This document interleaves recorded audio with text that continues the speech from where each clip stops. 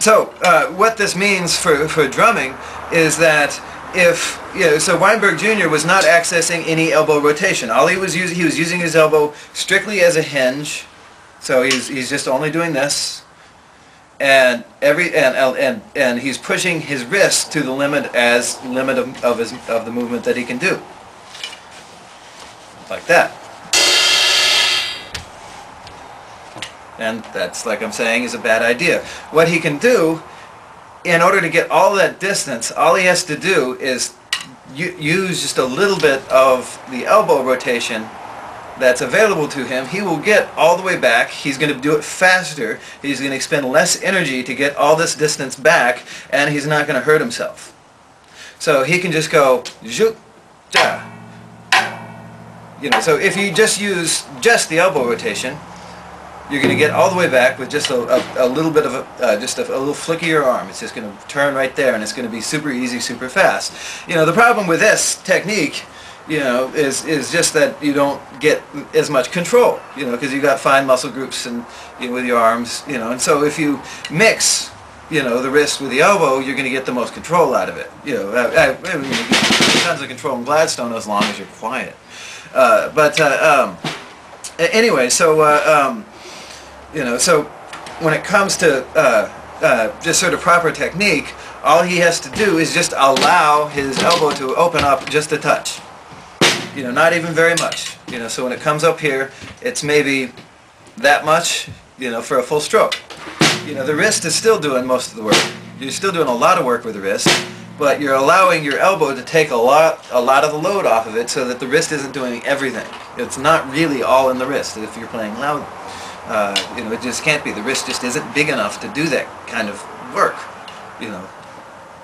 So you just do this, and this is what one of the things that Gruber's doing, and one of the things that I was saying on the forum is that the wrist follows the elbow, and that makes sense. If you're going to do any sort of motion, you're not going to go. The motion is going to go from the big groups to the little groups. It's from the coarse tuning to the fine tuning. You're not going to fine tune and then coarse tune after that. It's just, it makes no sense. It's just not the way we're built. It's, physically just doesn't make sense to do it that way. And of course you're going to go, like, move in this sort of way. So the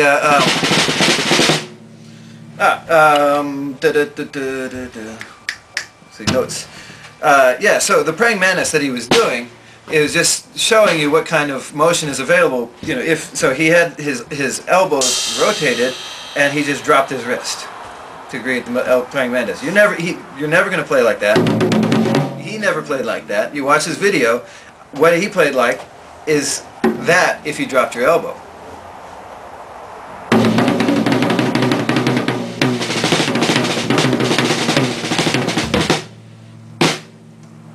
That's just what it is. So, you turn your elbow, and he's doing the whole, this thing that he's doing is elbow rotation. You can see the line in my hand go from straight to crossed over, from straight to crossed over. And, so he just rotated his elbow, dropped his wrist for the praying mantis. Now he dropped his elbow in order to get to proper playing.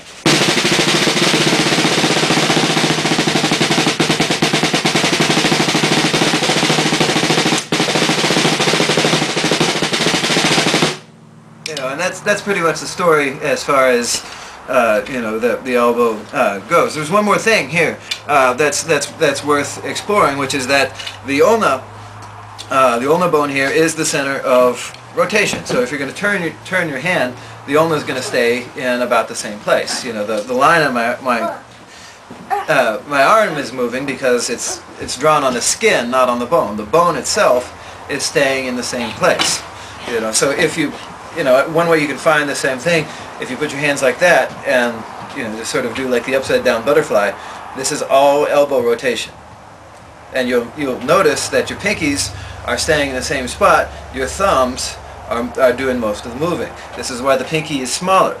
It doesn't need to be stronger because it is in line with the arm bone. So you can actually get quite a lot of strength with your pinky just pulling along like that, just because you can access the whole length of the arm. the thumb, you'll notice that the fingers get progressively bigger and stronger as they go that way, because they are progressively off axis and they need more strength in and of themselves.